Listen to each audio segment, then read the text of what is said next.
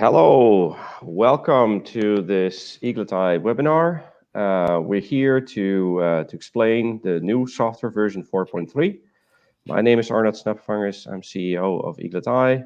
I'm here with Reinier Stortelder, who is our head of professional affairs, and also with Dr. Jason Jedlicka from Indiana, who is we're so thrilled that he's going to be here as well to share his thoughts and his clinical experience with the new software. So welcome to you all. And a special welcome to Ed Adams, Dr. Adams. Happy birthday today! And we're really thrilled that you're spending a part of your birthday with us here on this webinar. So. But without much further ado, I would like to hand over to Reinier and Jason, and they will take you through all the new features of the software. Just a few practical things. Don't hesitate to use the chat to ask us any questions in between. We'll interrupt the presentation to answer your question as quickly as we can.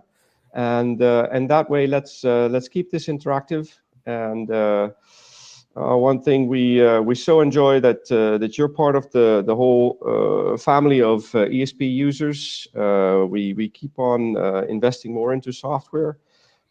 So let us know afterwards as well what you think of the new software features, and we'd love to stay in touch very closely with you. And with that, I hand over to Dr. Jedlicka and to Reinier. Thank you. Thank you. All right, so let's get started.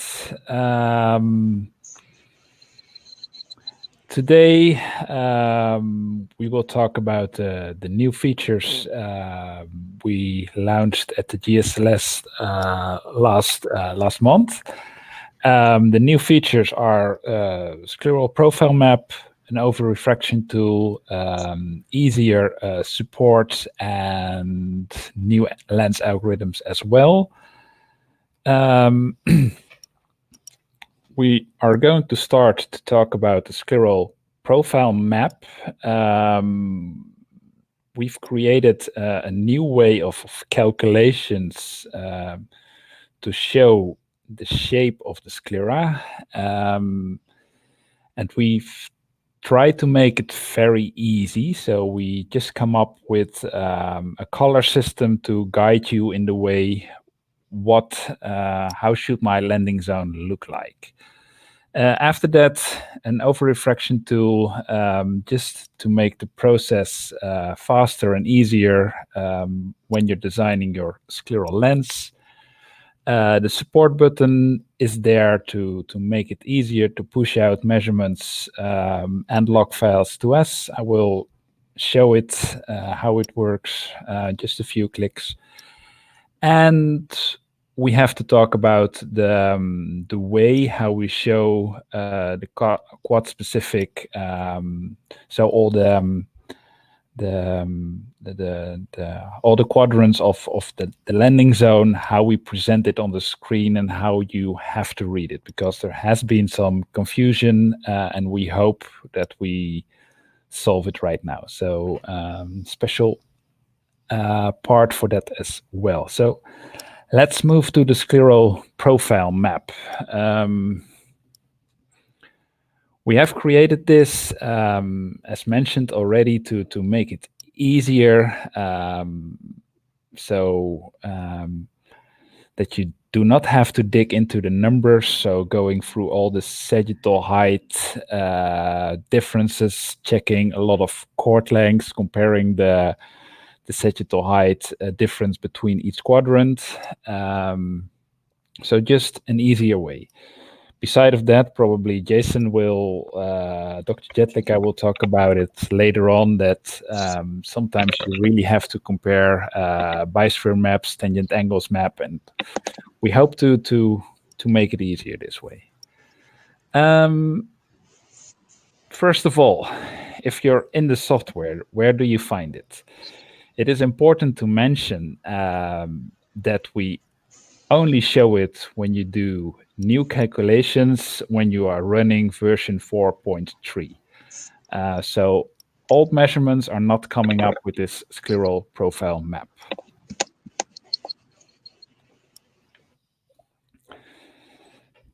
We show 4 types.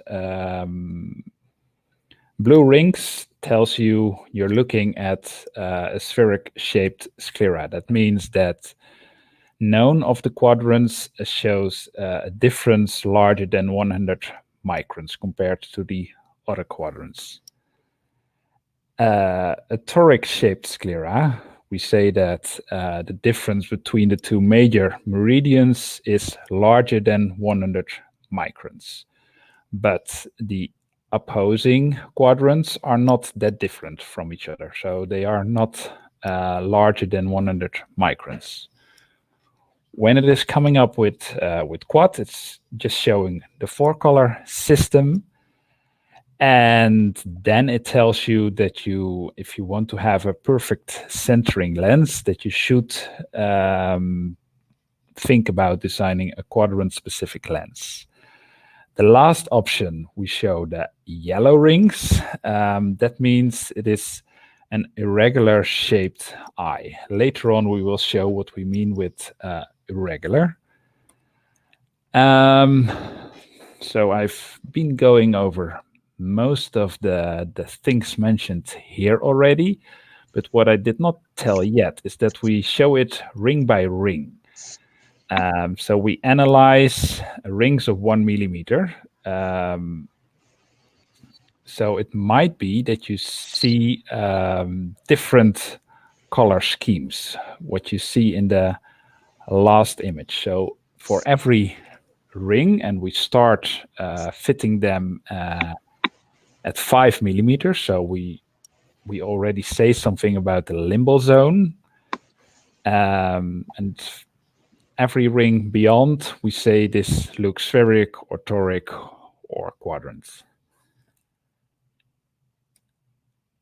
So this is an example where we show this ring by ring. So in this example, if you should design a small lens, you can continue with, or you can think about designing a landing zone spheric in shape. But if you want to go larger, you have to think about the pinguecula, and the pinguecula is causing the yellow rings, and it is telling this is irregular. At that moment, you have to to think about what lens do I want to work with. There are many options. You can consider designing a full custom lens like the Maxim from AccuLens, or probably you consider designing a microvolt from Zenlens, or you create a recess from one fit. So many options, but it means that if you go larger in this example, you have to do something special to avoid this pinguecula. Jason, do you already have something, because you have been playing around with this already? Sure. So there's a question that Brian had. I don't know if you could address that. I'm going to see. Brian is asking, are the colors specific to a height or simply showing a difference? Will you answer that, Jason? The different colors, the blue and the red and the green, as far as I know, they're not specific heights. No. They're just differences between the zones. That is correct. We just indicate go spheric or go toric, and we do not color it light blue or dark red, indicating how much difference there is, because therefore we have the automated fitting algorithms. So this is just an indication what is the primary shape of the sclera.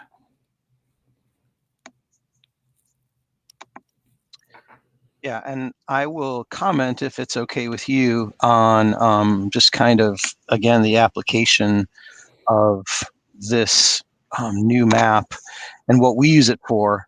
Of course, as scleral lenses are evolving, there's more and more options available to us as fitters.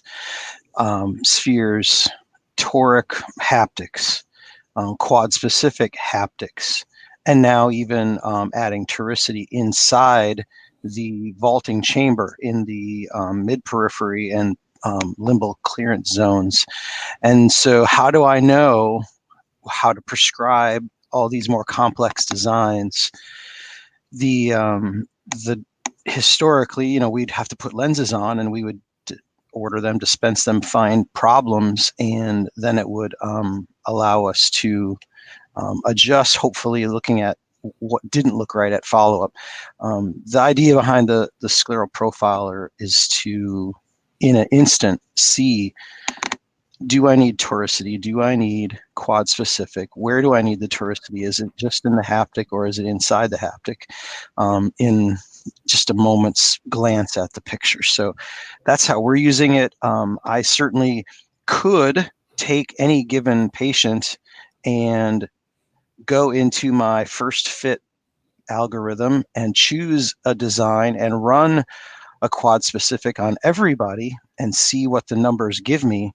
But this is just a quicker way to know whether I need to do that or not. So it's just, again, the point being is, how do we decide what type of lens we're fitting quickly and simply? And this is what this is designed to do, is tell us, do I need a quad specific? Can I fit just a toric?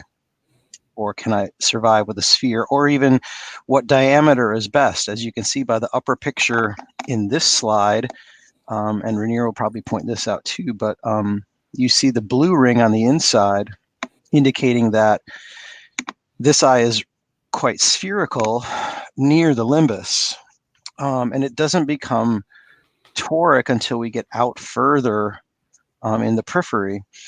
And so this may be a situation where, if we're going to fit somebody with a scleral lens, we want to avoid the issue of the toricity, we could just fit them in a smaller diameter lens. If we stick to something, you know, again, 15 range, we may avoid this toricity that we see on the map. And so again, it can direct me toward picking the lens I want to fit more quickly and more efficiently than running a bunch of different first lens fit numbers or trying lenses on. Thank you. Yeah, and what I've actually, it's something you came up with a couple of years ago. You have the, let's call it the classic Zen design, where you have only toricity in the APS, so in the landing zone, and the optical zone, the smart curve, the limbal curves are all spheric. But what you will see very often, and actually you have presented a poster at the GSLS about it, that most of the difference in sagittal height is already present at the limbus. So you came up with the Zen BT with the bitoric, where you have the toric limbal curves. Sure. And I think, like you say, what you'll find when you actually look at this scleral profile map display is that the top picture that you see now is pretty uncommon. It's not that common to see a spherical limbal zone and then toricity just start outside that limbal zone. Most of the time, we're toric before we ever get past the borders of the limbus, and then we just sometimes increase in toricity, and sometimes we actually decrease in toricity. So again, the idea of optimally prescribing, in many cases, we should be putting some degree of toricity in our lens inside the landing zone. And it's something that most of us probably don't do, probably on rare occasion, but again, we probably should be doing it a whole lot more than we do. But it's just, how do I know how to do it and when to do it? And this is what this software can help us figure out. It does, because this is in our software, the automated fitting algorithms, you still have to choose what design do you want to work with. So what lab, but also what scleral design they have, and also what lens diameter you want to work with. So you still have to choose, do I work with a design which only has toric haptics, or does it have more? So this tool will help you pre-select what design are you going to work with. And you, Jason, you have been fitting a lot of those Zen BTs last year, I believe. We're fitting. I'm fitting them probably now where we're adding toricity into the mid periphery and limbal clearance zone of the lens. I'm probably doing that almost 50% of the time now, because I see the need for it. But it's just something I didn't see the need for, or didn't realize how to prescribe it very well.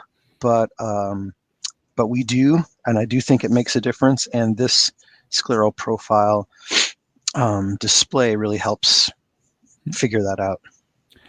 And what does it solve? Because I do it. My reason to do it is try to avoid as much as possible midday fogging. Is that your primary case as well, or do you have other reasons to do it as well? Well, we can get into a long discussion of why this is a good idea, but ultimately, what keeps a lens centered, what keeps out the fogging, what keeps away things like conjunctival prolapse, is getting the maximum amount of surface area between our lens and our eye in the haptic zone. And when the lens initially touches the eye from inside to out, meaning as we move from our vault chamber of the cornea to a point of landing just beyond the limbus, it's as quickly as possible, we'd love that lens to have full contact 360 degrees around with the conjunctiva. And most of the time that doesn't happen. Most of the time we get contact with the conjunctiva just beyond the limbus, but only in one meridian. And in the other meridian, because we haven't accounted for elevation differences that come from the cornea, we have quite a bit of clearance in the other meridian, and we don't actually come down and touch the conjunctiva till sometimes the very edge of the contact lens. And again, so yeah, there's a whole host of issues that are solved when we land the lens just beyond the limbus over as much of the eye as possible. Thank you for this explanation. I will move on. I think we've covered most of the scleral profile map.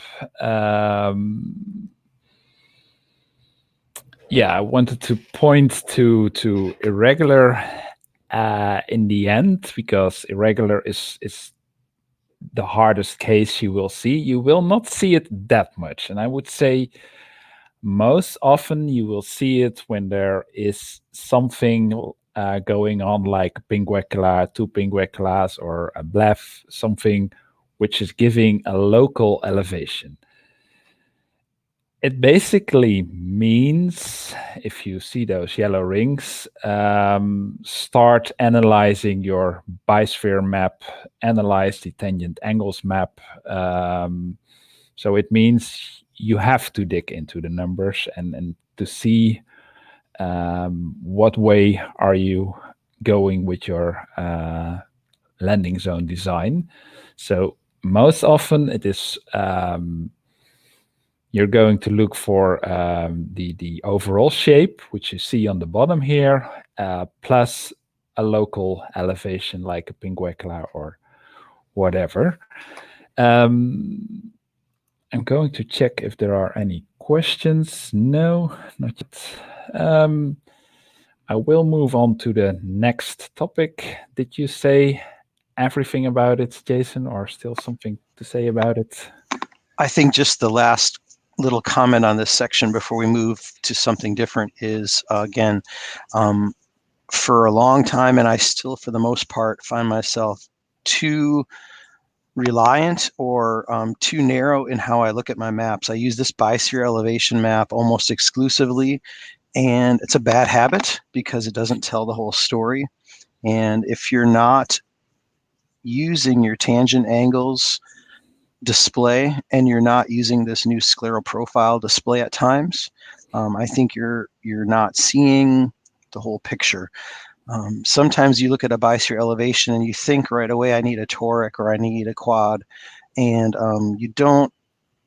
It can be a little deceptive until you compare and start looking at, again, tangent angles and some other maps. So I think it's a good reminder that those three maps, your biosphere elevation, your tangent angles, and now your scleral profile, those three displays are all probably important to look at on every patient, just to get an idea of what we're looking at.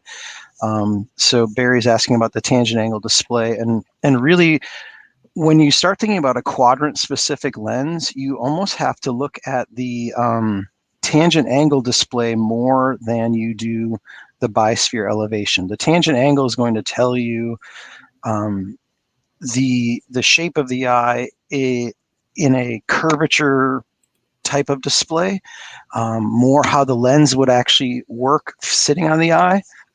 And there are times when you'll see a patient, you'll think this eye has just straight up toricity.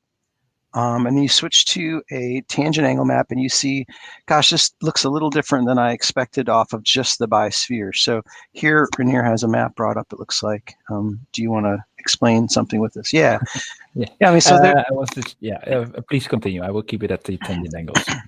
Yeah, I mean, from this picture here, it looks like, a pretty straight up toric map. If you go back to the biosphere elevation, historically, I would have looked at this and said, that my 12 and 6 o'clock's really steep and my 3 and 9 is pretty flat, even though the 3 o'clock's maybe not quite as flat.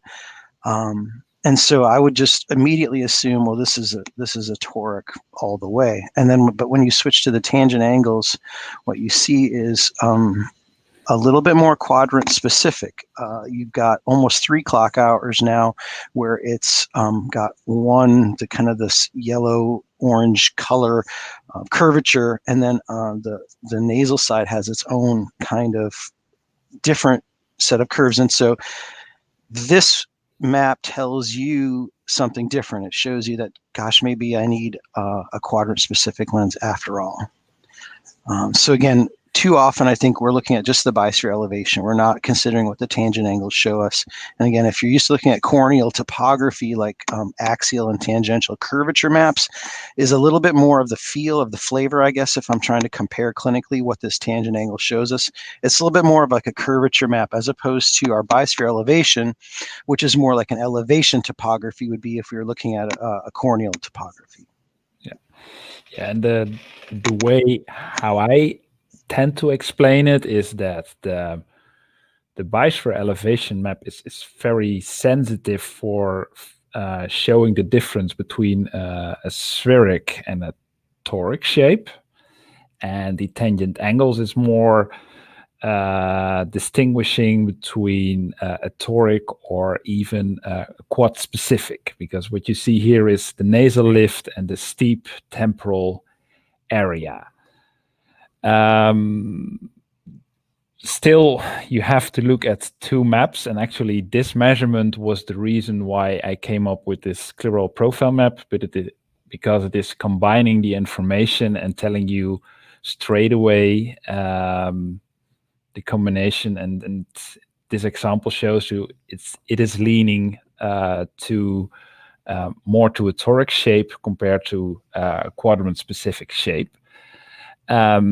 My old rule of thumb was this, and I'm moving back to the biosphere map, and I was always working with a chord length of 15 millimeters. That's historical because the first publications we have based on sagittal height data done with the OCT, they are all done on a chord length of 15 millimeters. And I used to look at this value. This T-sec and sec value is the difference between the nasal and the temporal value as sagittal height. And as long as it is below 0.4, I tend to lean to a toric design over a quad specific. So this was my old way of combining the information from the bisphere and the bisphere elevation map and the tangent angles. You have something to add as well, Dr. No, I think that's great. I think we can move on. Yeah. I will close this one. So we have been discussing this. Need to change my screen. Yeah. All right. The second update we made is the over refraction tool. This is a bunch of information. I will cut it down in the next slide. So let's do that. For the people who are familiar with our software, at this moment, I'm showing the screen where you do the automated fitting algorithms. We call them first lens fit. So that means you click on the first lens fit button. You select the design you want to work with. So in this example, I took a Zen Lens 16, and you hit calculate, and you get the numbers. These two numbers, the fit axis is the rotation prediction of the flat meridian. We copy it to the right side. And we also predict the best aligning base curve. So giving you the best uniform clearance over the optical zone. So the apical and the mid-peripheral clearance. And also this best fit base curve, we copy it to the over refraction tool. You are free to overrule it. So if you want to adjust it, you can do that. So that's an example. Because we predict this best aligning base curve, you do not have it that often in your diagnostic set anymore. So in your diagnostic set is, for example, an oblate with a sec 4600, and it has the base curve of 8.4. The power of a Zen lens is always -2. So you just give them in and you continue, you do your over refraction -3, for example, and you get the calculations down here. So the power you have to order. You see that it is not coming up with -6, but a little more. This is because we include a vertex of 12 millimeters. Keep that in mind at the moment that you're working with high powers.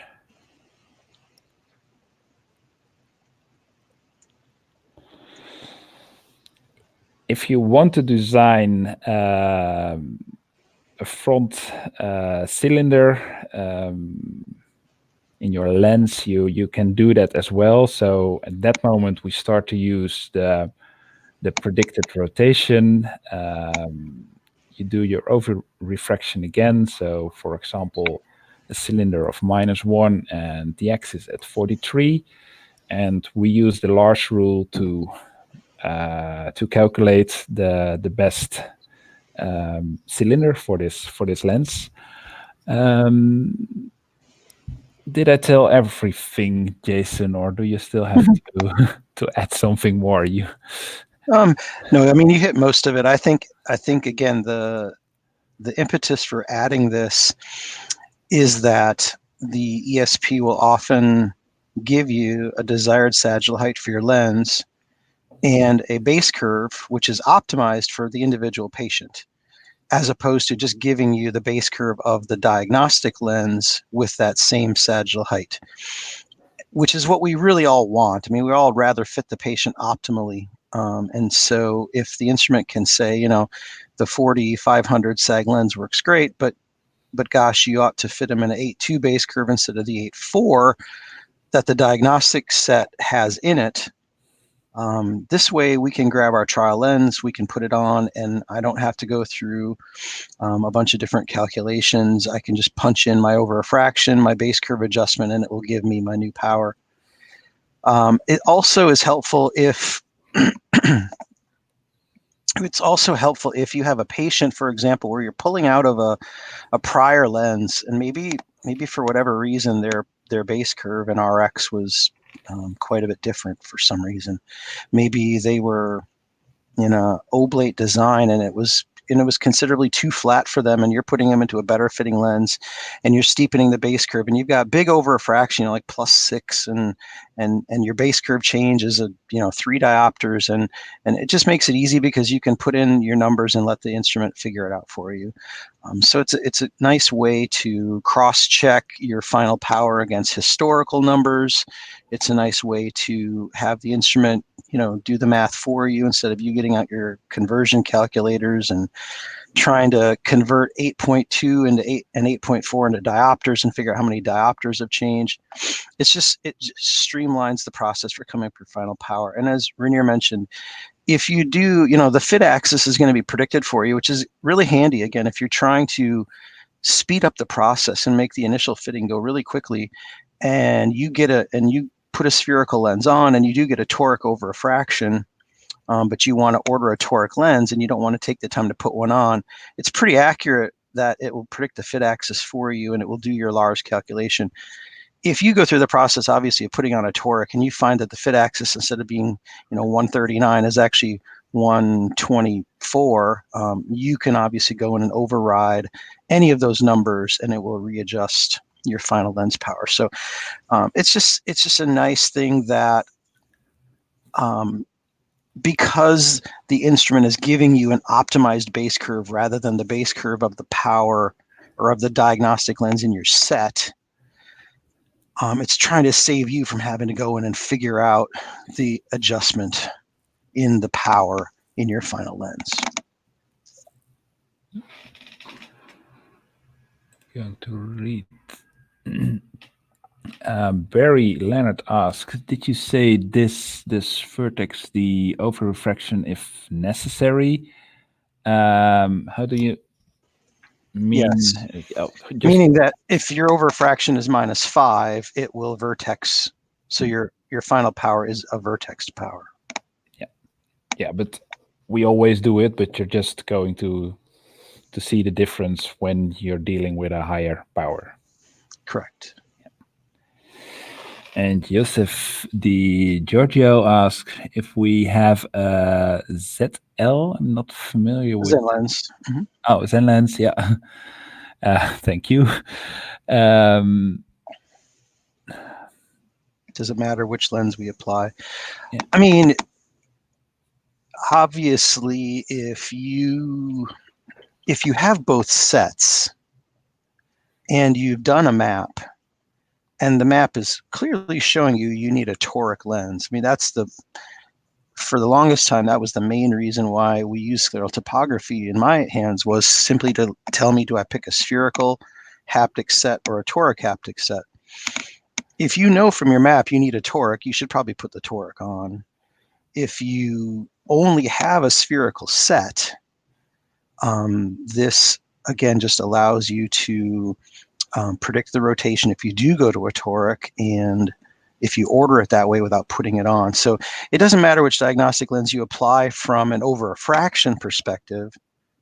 The only difference comes in is, will putting a toric lens on give you any benefit? And of course it will, because it will allow you to cross-check the predicted fit axis, and it may, if you've got a lot of cylinder, If you have a lot of scleral toricity, you may get a little bit of flexure, which is manifesting in your overfraction that when you actually order the lens, you won't get. And so it's always better, of course, to put on the best fitting lens that you've got. But if you don't have anything that fits better, you put on the best you have and you let the instrument help you as much as it can. Yeah. And Dr. Di Giorgio, did you mean the spheric power, or did you talk about the cylinder over refraction? I think we've got it. I think he's just saying that if you have a toric eye and you put on a spherical lens, do you sometimes get an overfraction, which is less accurate because of flexure and things like that? And of course, you absolutely do. Yeah. And if you move from a spherical diagnostic lens and order a toric, I almost always routinely cut back the cylinder in my overfraction a little bit just to account for a better fit in my final lens. Thank you. I will move on.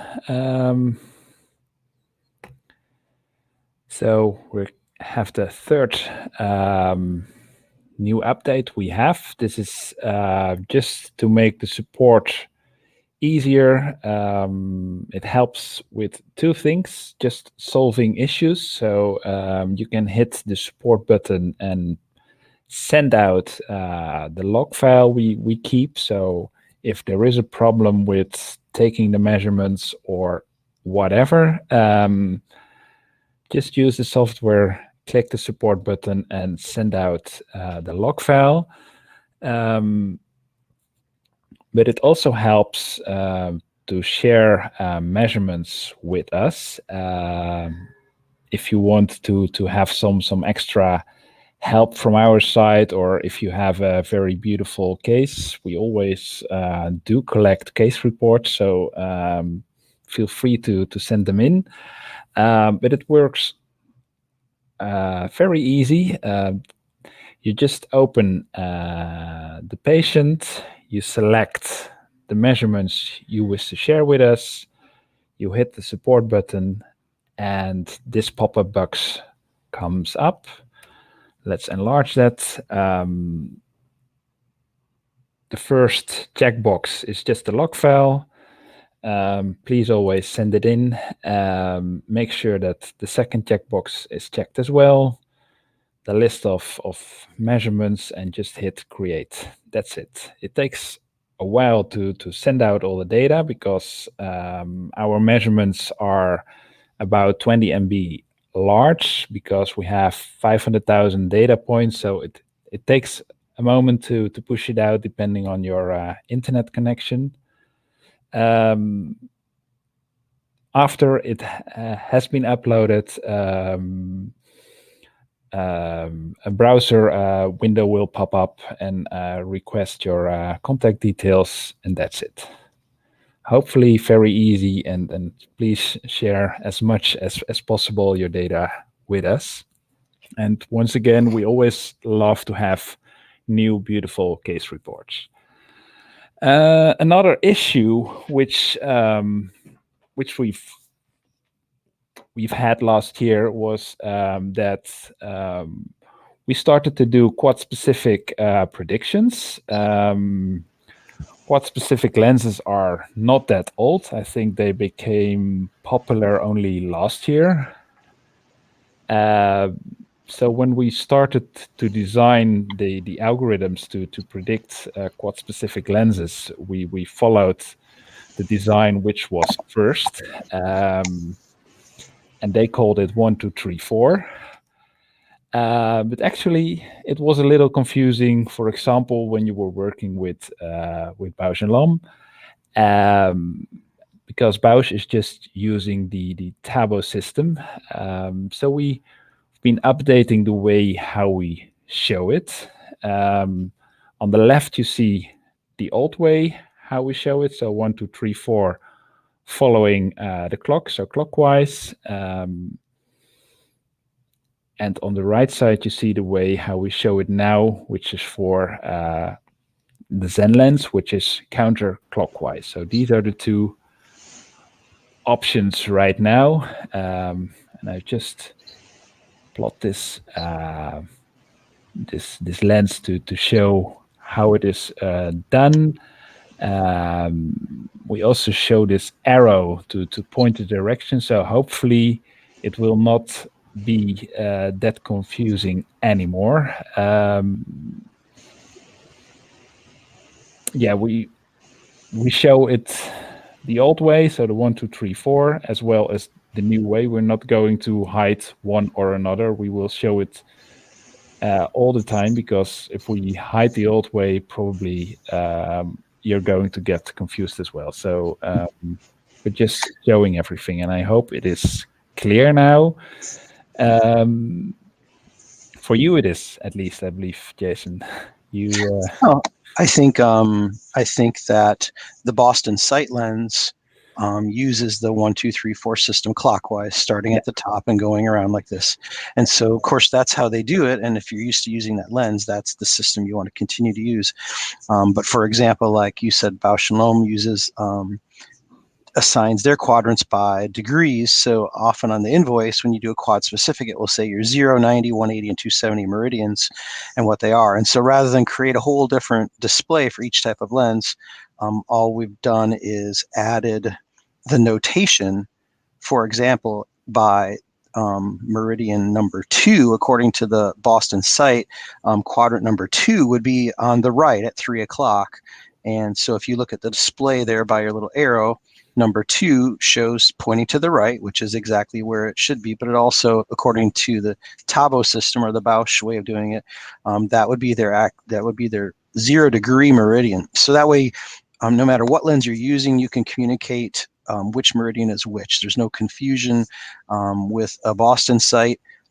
Meridian number 2 is the one at the 0 degree position. With a Zen lens, the 0 degree meridian is the 0 degree meridian. So it's just clarifying which of these 4 values you see, the steep 2, flat, whatever, each of those 4 printouts, which quadrant they refer to based upon the individual lens designs.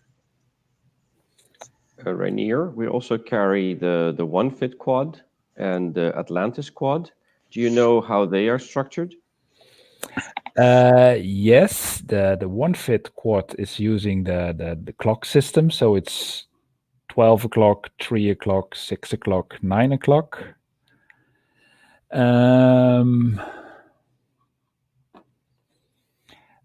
David Holler is asking, is 0 degrees nasal? It's similar to the Tabo system. So when you're looking at the right eye, yes, it is. When you're looking at the left eye, it is temporal. It's just like your 4-opter display. Yeah. So when you refract somebody, 0 is always on the right, no matter which eye you're working with. So that's the system that is utilized, again, for Zen lens and perhaps some other quad specifics.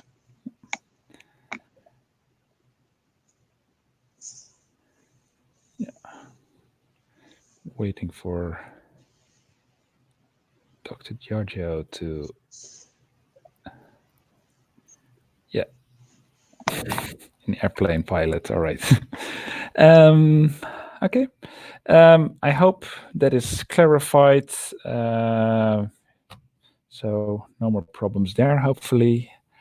And this is actually the last topic, which Arnoud just already mentioned. We have a bunch of new lenses on board right now. So we have the XL Atlantis Quad, just launched last GSLS. We have the Matte Quad, and we also just last week updated all the OneFit Matte possibilities with the OneFit Matte Plus, which is the larger 70mm lens. And Jason Jedlicka, you suggested that we should actually rename the Zen BT to the BE, calling it by elevation. So that's going to be rebranded, and we are going to launch the Boston IG as well, which is a more customized Boston sites lens. And the AVT Mini Natural Lens Scleral Lens is on board as well. This is the end of the presentation. Here I have a summary of the 5 topics we have been covering. We've tried to everything what we have been updating to make it faster and easier to design your scleral lenses. I hope everything is clear now after this webinar. Are there still some questions? I'm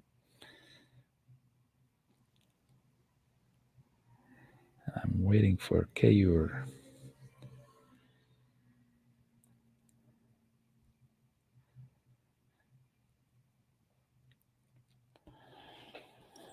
Well, whilst we're waiting for, there's a couple of people typing some questions. I would like to thank Dr. Jedlicka and Reinier for their excellent presentation. I'd like to thank all of you for attending this session here. Thank you for the good questions, keeping us sharp.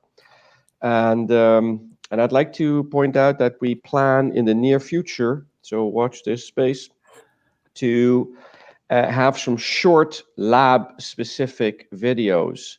So where now we kind of glossed over the new lens designs that we introduced, I mean the algorithms that we introduced for these lens designs, what we want to do in those videos is per lab, so One Fit, Zen Lens, Atlantis, etc. Each video just concentrating on that one particular lab and how you can really mobilize the power of the eye surface profiler to fit those lenses better. So keep us engaged. Keep us giving your feedback. Much appreciated everywhere. And well, thank you again. And yes, Keyur, we will share the slides, and you'll definitely get a link to the video of this recording as well, of this webinar. And so with that, we thank you and say goodbye.